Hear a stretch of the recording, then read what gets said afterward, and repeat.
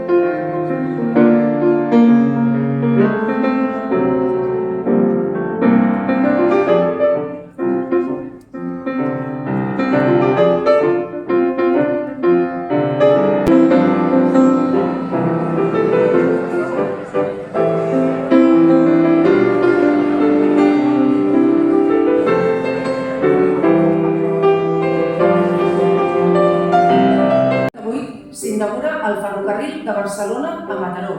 Un dels punts emblemàtics del ferrocarril és el túnel o foradada de Montgat.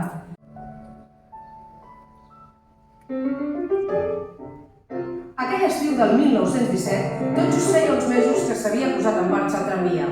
Es va inaugurar l'1 de novembre del 1916, després de resoldre's alguns problemes tècnics que van fer endarrerir la inauguració prevista per la Festa Major de Sant Cebrià. El tramvia va circular fins al 1954. La carretera, on actualment hi ha l'escola Lola Plaga i el parc de l'antic camp de futbol, estava vorejada per pins. L'alcalde Joan Garí en acció. És el despatx de Tramvías Eléctricos del Litoral Català, molt a prop de l'Ajuntament. Alcalde? Alcalde?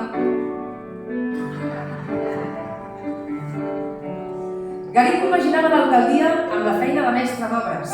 Va idear i posar en marxa el tramvia i va projectar un funicular que havia d'anar de la catequística a la Conreria, però que mai es va arribar a fer.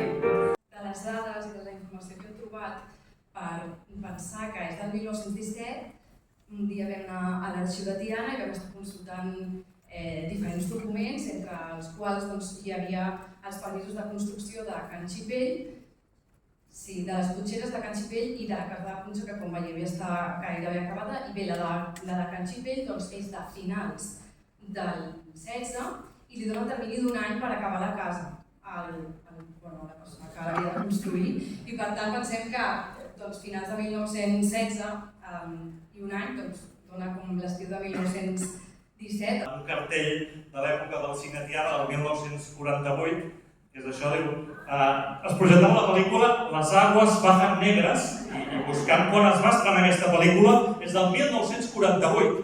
I si us hi fixeu aquí sota diu totes les pel·lis que projecten, no do inclòs, estem a l'any 1948, diu i a petició del público Tiana 1920. O sigui, 30 anys després d'haver rodat aquesta pel·lícula, el públic, com ara estem nosaltres aquí, demanava veure la pel·lícula del tramvia.